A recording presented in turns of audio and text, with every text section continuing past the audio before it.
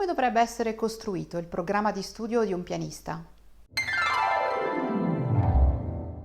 Sto parlando in questo caso specifico di un pianista che vuole terminare un percorso di studi di musica colta, ma non solamente, perché una base estremamente forte e molto estesa di studi fatti in un certo modo la deve avere anche chi poi decide di dedicarsi completamente ad altri generi musicali, soprattutto se decide di fare del jazz.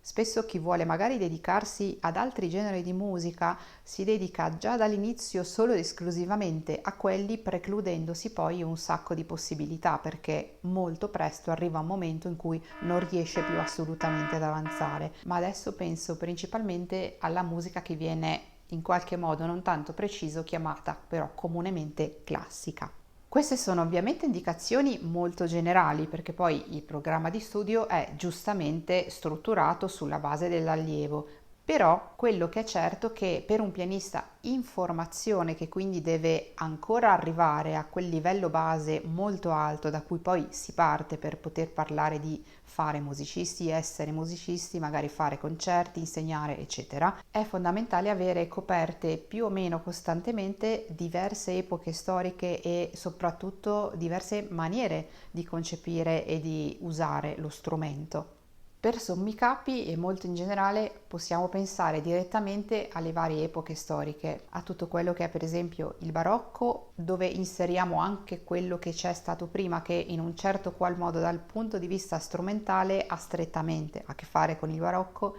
All'interno di questo filone la voce principale, che di gran lunga supera tutte le altre, ha quattro lettere: B, A, C, H, Bach. Bach è veramente il pane di ogni musicista, direi, non tanto del pianista, ma sicuramente del pianista ancora di più, perché non c'è migliore guida per imparare a suonare e per avere nelle proprie mani tutti i cosiddetti fondamentali della tastiera che passare per le sue invenzioni a due voci, a tre voci, per i preludi e fuga e anche per le altre composizioni non strettamente polifoniche, ma che hanno in sé un sacco di strutture musicali, un sacco di strutture anche tecniche, tantissime possano essere usate anche come esercizi di progresso musicale e digitale. Tanti studi di Cerny, Heller, Pozzoli piuttosto che altri possono essere sostituiti spesso e volentieri da una serie di preludi di Bach, per esempio. Quindi è veramente quello che non deve mai mancare. Procedendo con le epoche: epoca classica, Haydn, Clementi, Mozart, Beethoven.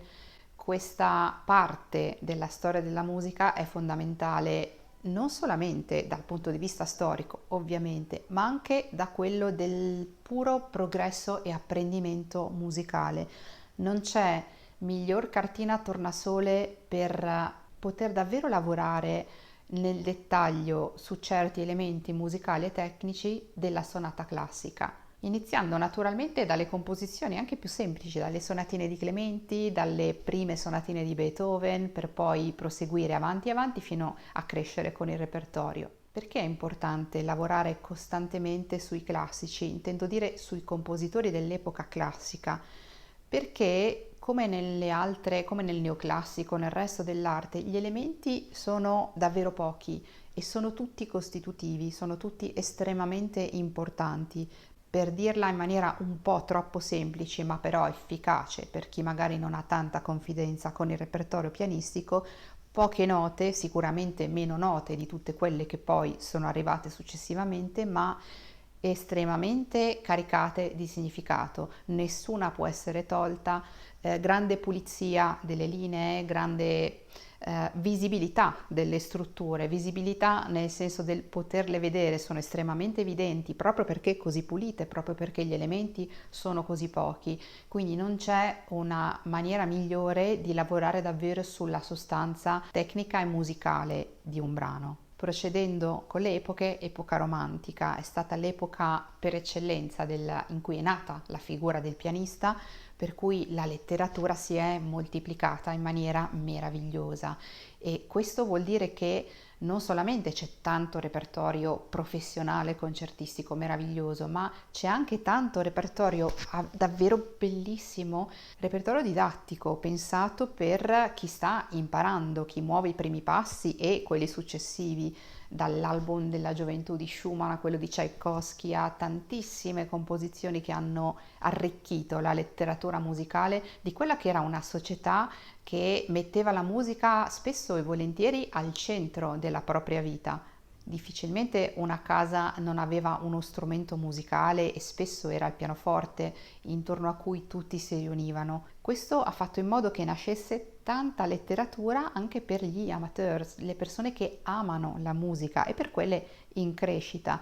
Quindi la scelta è davvero sconfinata e c'è la possibilità di crescere da quasi zero fino ai livelli più impressionanti di virtuosismo e di complicazione musicale. Musica del XX secolo che per tanto tempo è stata l'ultima voce, a volte addirittura ingiustamente e vergognosamente trascurata, ma importantissima. Dico che per tanto tempo lo è stata perché ora siamo nel secolo XXI e quindi la percezione forse è leggermente diversa, è comunque percepita molto di più come un'epoca comunque storica, mentre per esempio quando io studiavo veniva in parte quest'epoca storica, almeno la prima metà del secolo era percepita come epoca storica, ma l'altra era vissuta quasi come musica contemporanea, anche se tecnicamente parlando non era esattamente musica contemporanea. Purtroppo una buona parte di questa letteratura non era inclusa, la maggior parte purtroppo non era inclusa nei programmi, per esempio, dei diplomi di pianoforte del vecchio ordinamento.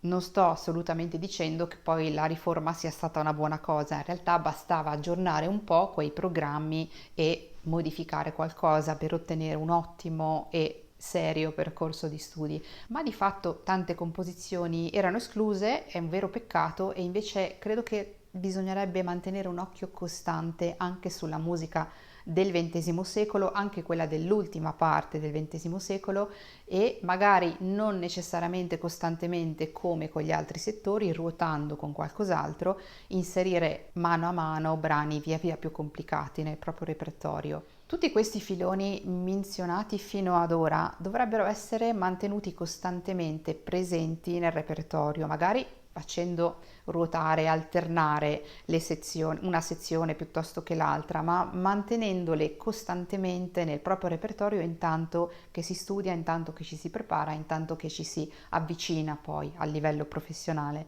Oltre a tutta questa parte di repertorio propriamente detto, ci sono scale, arpeggi, studi. Anche questi sono importanti. C'è chi sostiene che sia meglio apprendere la tecnica direttamente dal repertorio. Sono certamente d'accordo, però è anche vero che quando si è in formazione, soprattutto nella prima parte, è molto comodo acquisire un po' di manualità e di confidenza anche mentale, con diteggiature, con alterazioni, con le scale, perché di fatto poi gran parte della musica che si affronterà sarà costruita su quei pattern, su quegli schemi, per cui averli in qualche modo già nella mano e nella testa soprattutto è qualcosa che poi ti aiuta non solo nella lettura e nella lettura a prima vista, ma anche proprio nella comprensione veloce di quello che hai davanti. Oltre ad aiutare magari uno studente alle primissime armi a prendere confidenza con concetti come tonalità, come accordi, come armonie, le più basiche, in modo che quando poi si arrivi a studiarle sia qualcosa che ha un gancio con la realtà, che sia davvero presente nel mondo concreto dello studente e non un concetto astratto da mettere a memoria in maniera asettica e che quindi non rimarrà se non è agganciato a quella che è un'esperienza reale. Una parola sulla musica contemporanea. Con musica contemporanea intendo musica contemporanea colta, non musica pop, non musica di altro genere, musica di compositori di musica colta attualmente viventi. Questa è un'esperienza che a volte si rimanda per troppo tempo, addirittura in qualche caso non si fa neppure ed è un gran peccato, anzitutto perché è uno strumento potente di conoscenza del linguaggio moderno, di uno dei tanti volti del nostro mondo culturale, dell'epoca in cui viviamo. E due, perché offre spesso spunti molto interessanti. Io ammetto di aver qualche volta accolto allievi che mi portavano certa musica contemporanea con un po' di,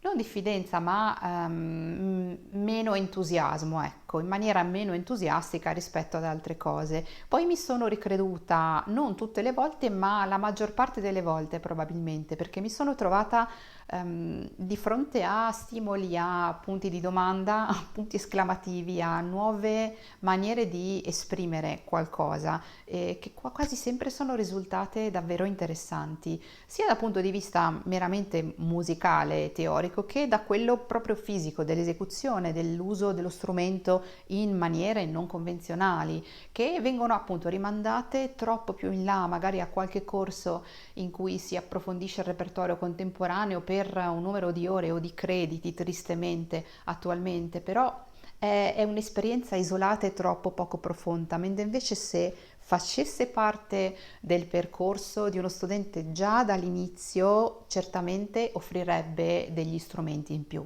Un'altra nota importante va alla musica da camera. Per me non esiste assolutamente che un pianista sia un pianista senza essere anche un camerista. Sono forme di espressioni complementari tra loro che si integrano, si aiutano e si completano a vicenda. Non è un caso che nei principali concorsi pianistici, quelli che più aprono la carriera a un pianista più importanti al mondo, ci sia una prova di musica da camera, ed è assolutamente giusto. E poi è un'esperienza davvero meravigliosa e la consiglio davvero a tutti, dalla più piccola età possibile fino al portare il repertorio principale per musica da camera magari in giro per il mondo. Certo, mi rendo conto che non sia esattamente un compito facile costruirsi da soli, senza la guida di un bravo insegnante e delle indicazioni molto precise, un repertorio di studio sulle proprie esigenze. Questa è una di quelle cose che per esempio i miei studenti di Change Energy imparano a fare anche da soli all'occorrenza, con un'adeguata formazione delle indicazioni e con un certo sistema che tiene conto del livello dell'allievo, del sistema di autovalutazione, insomma tante altre cose che se vuoi puoi anche approfondire qui sotto per capire meglio di che cosa sto parlando. Tu come costruisci le tue sessioni di studio, le tue giornate? Come hai strutturato il tuo repertorio di studio? Raccontamelo qui sotto nei commenti e noi ci vediamo alla prossima.